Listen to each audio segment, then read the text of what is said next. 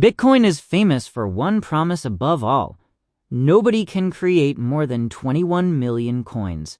Then, on August 15th, 2010, one accepted transaction appeared to create more than 184 billion Bitcoin.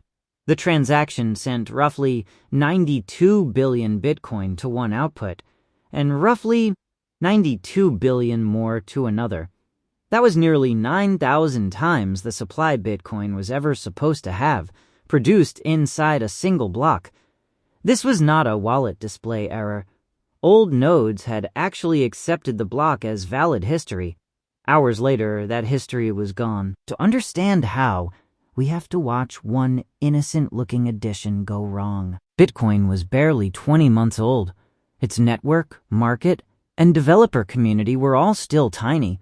Satoshi was still posting fixes personally, while a small group of users tested software that was evolving in public.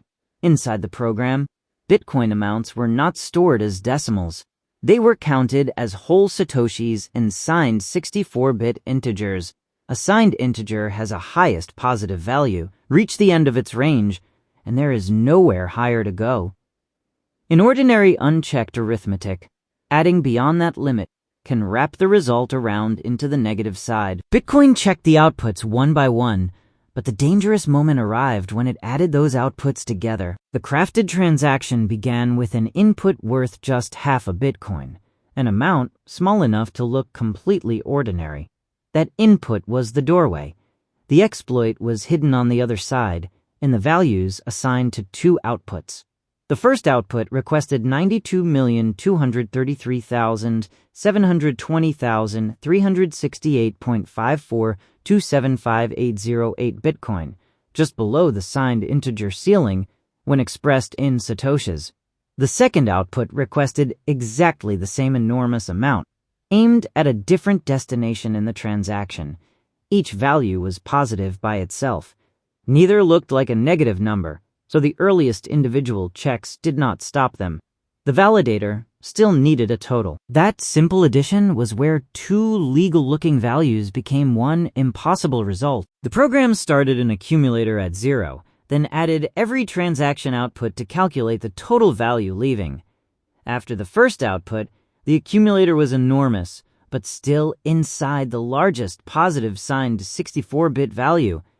Adding the second output pushed the calculation beyond that ceiling. The stored bits remained, but their interpreted meaning changed. Instead of reporting an impossibly huge positive total, the overflow wrapped the sum into a small negative value. The old logic asked whether the input was smaller than the output total. Half a Bitcoin was not smaller than a negative number. So the transaction passed the very comparison that should have rejected spending vastly more value than it received. The same wrapped total also distorted the fee calculation. The half Bitcoin input appeared to leave a fee of 0.51 Bitcoin. The miner combined that apparent fee with the normal 50 Bitcoin subsidy, producing a Coinbase output of 50.51 Bitcoin. Block 74638 carried only two transactions. That Coinbase reward and the crafted transaction containing the two giant outputs. Once mined, the block spread across the young peer-to-peer network, just like any other newly discovered block. Unpatched nodes repeated the flawed arithmetic, reached the same wrapped result, and accepted the block into their local chains. For a short time, Bitcoin history included the impossible outputs, and miners began stacking more blocks on top of them. The crisis surfaced when developer Jeff Garzik inspected the block and noticed a value output that made no economic sense. He posted the strange block on Bitcoin Talk on August 15th, asking whether the enormous value matched an integer boundary.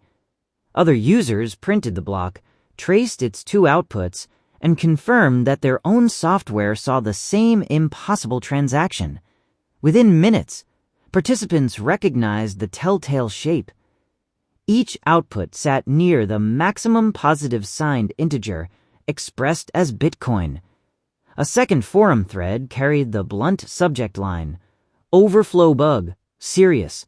The community now understood the scale. Users were urged to stop generating blocks and avoid transactions while developers prepared a branch that would reject the exploit. Satoshi joined the response, agreed that mining should slow, and said the network would probably need a new branch.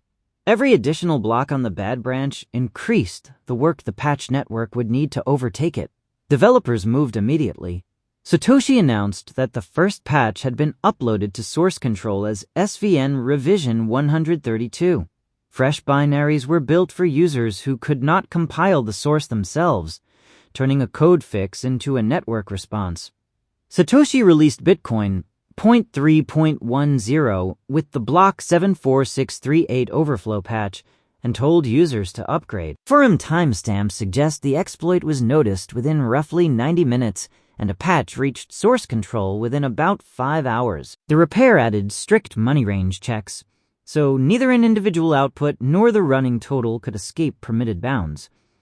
Crucially, the total was checked as values were accumulated, preventing a wrapped sum from masquerading as a valid negative number. To upgraded nodes, the crafted transaction was now invalid, which made block 74638 invalid as well. Patched miners built from block 74637, the last shared valid point before the overflow transaction appeared. The network temporarily had two histories, an old rule branch containing the exploit, and a patched branch that refused it. Whichever valid branch accumulated more proof of work for the nodes following its rules would become their active chain. The exploit branch did not vanish instantly. Some unpatched miners continued extending it with additional blocks, but every upgraded miner stopped supporting that history and redirected computing power toward the clean branch. Satoshi later reported 14 blocks generated since the fork point and said more than half of his connected nodes had upgraded as the patched branch accumulated more work. It overtook the branch containing the overflow transaction. Upgraded nodes automatically reorganized to the stronger valid chain. Users no longer needed to delete their local block files. Block 74638 and the blocks built after it on that branch were abandoned, along with the impossible outputs. No administrator pressed an undo button. Developers published rules, miners chose software, and nodes followed the valid chain with more work. A blockchain is not permanent merely because a block exists. Permanence belongs to history. The network continues to validate and extend. Bitcoin's supply limit is not a spell embedded in the coin.